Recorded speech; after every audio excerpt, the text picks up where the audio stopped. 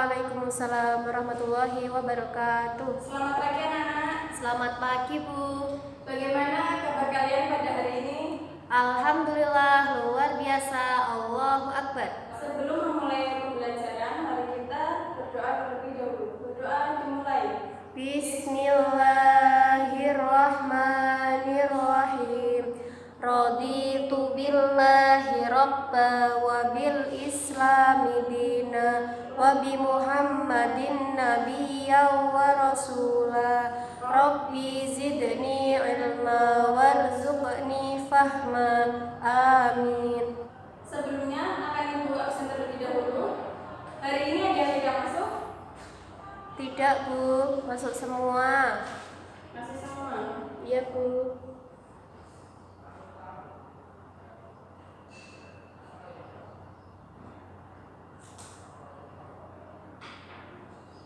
Hari ini mata pelajaran sejarah kebudayaan Islam membahas tentang substansi dan strategi dakwah Rasulullah SAW di kota Mekah.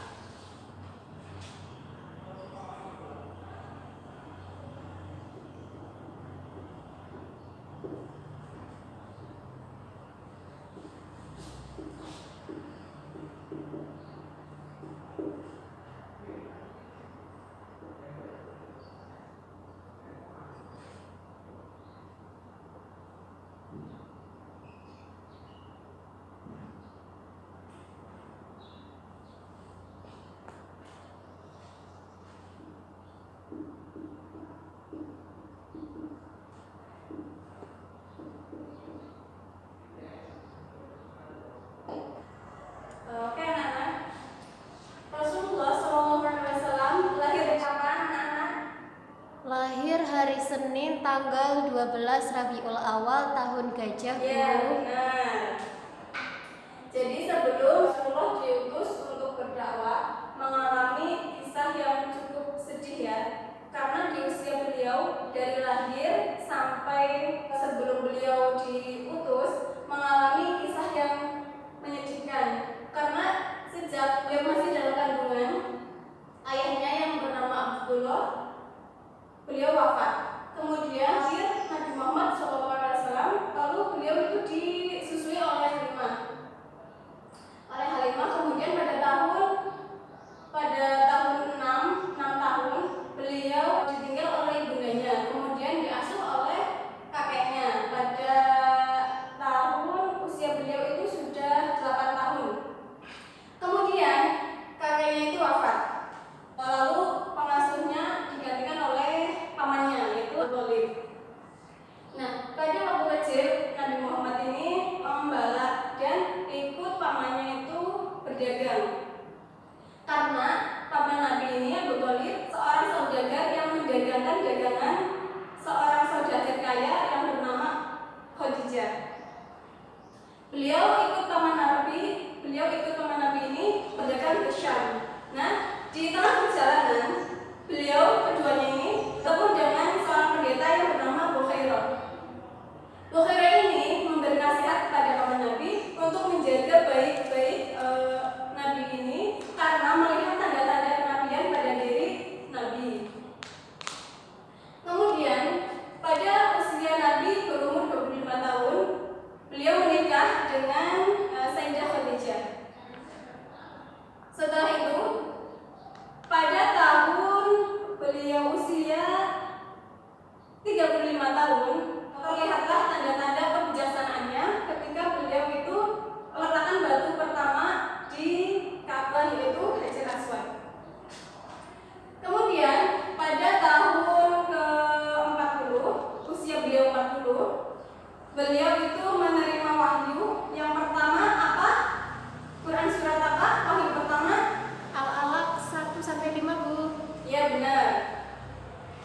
Jadi sebelum dakwah Rasulullah itu yang wahyu pertama yaitu Quran surat Al-Alaq ayat 1-5. Pada turunnya wahyu yang pertama, Rasulullah belum diperintahkan oleh Allah untuk menyampaikan risalah.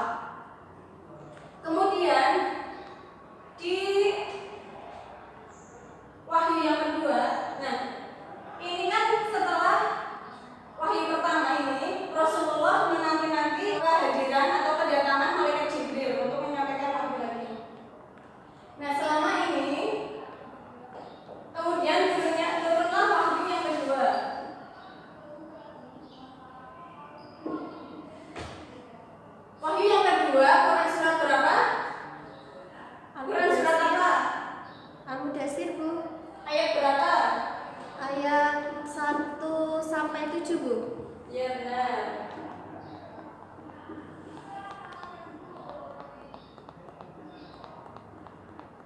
Ayat 1 sampai 7. Nah, di Quran surat Al-Mudaththir ayat 1 sampai 7, beliau barulah diperintahkan untuk menyampaikan dakwah beliau, menyampaikan risalahnya kepada umat Islam. Nah, pertama itu dilaksanakan secara sembunyi-sembunyi. Jadi dakwah Rasulullah di kota Mekah ada 2 periode. Yang pertama itu dakwah secara sembunyi-sembunyi, yang kedua dakwah secara terang-terangan.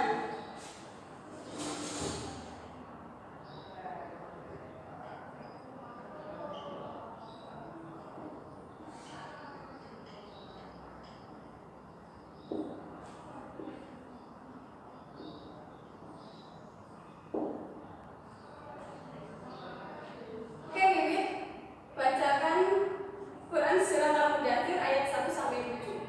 Baik, Bu. A'udzu billahi minasyaitonir rajim. Bismillahirrahmanirrahim.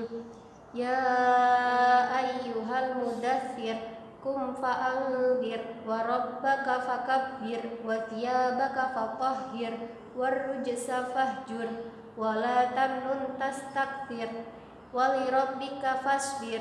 Shadaqallahul Ya, adzim. terima kasih. Quran surat Al-Mudaththir ini barulah Nabi diperintahkan oleh Allah untuk menyeru kepada umat manusia untuk menyembah kepada Allah dan mengesahkan Allah. Dakwah yang pertama kali dilakukan kepada siapa? Kepada kerabatnya, Bu. Siapa? Yang pertama kali itu siapa? Khadijah. Iya benar. Yang pertama itu dakwah secara sembunyi-sembunyi. Yang pertama itu kepada Sayyidah Khadijah.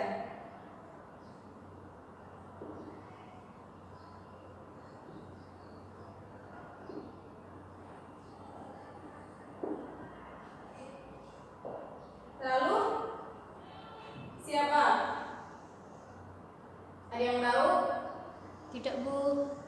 Lalu kepada anak paman Nabi Ali bin Abi Thalib.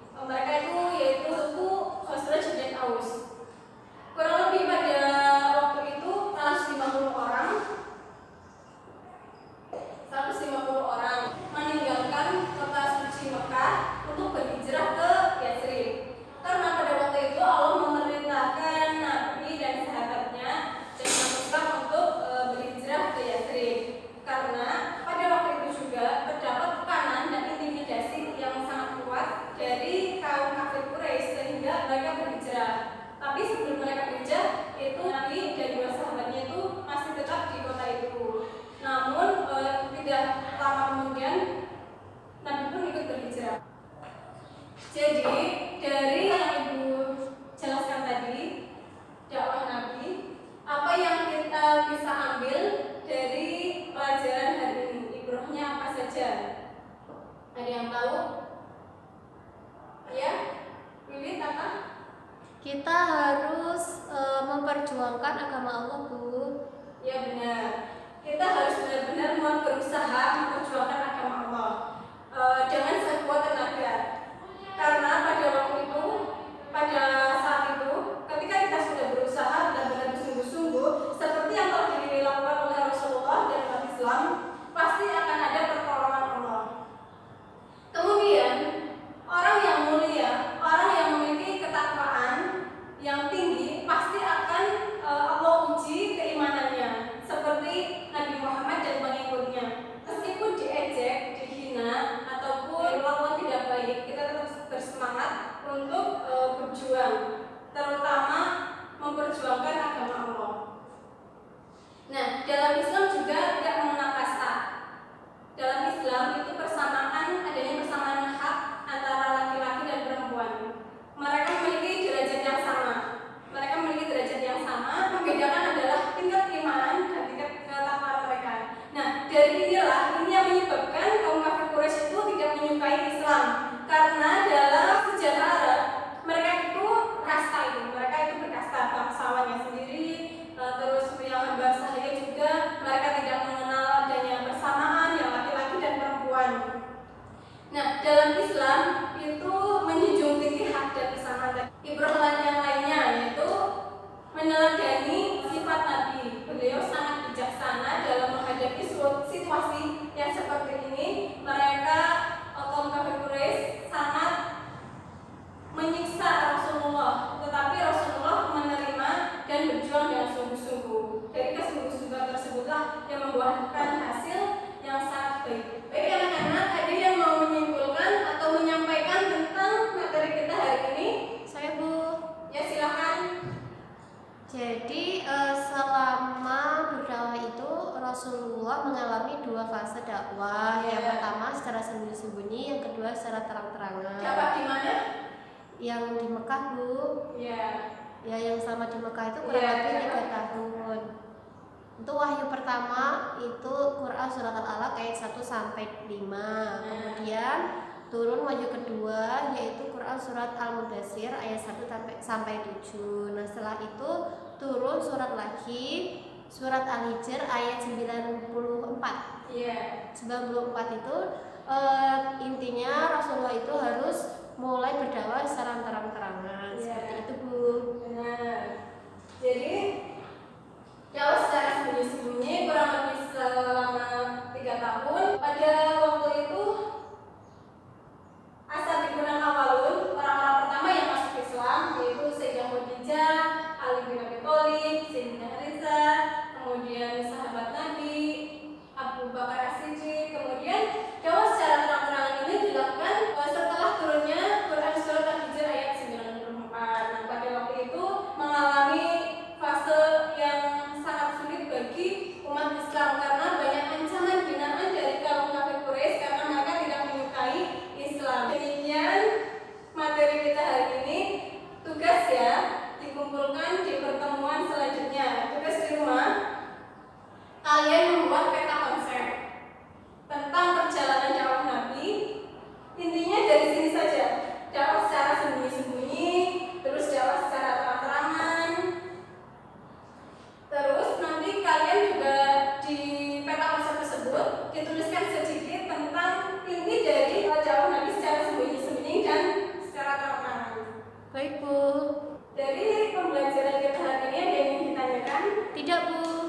Baik, kita cukupkan ya. Ya, Bu. Mari kita tutup pertemuan kali ini dengan bacaan hamdalah bersama. Alhamdulillahirabbil alamin.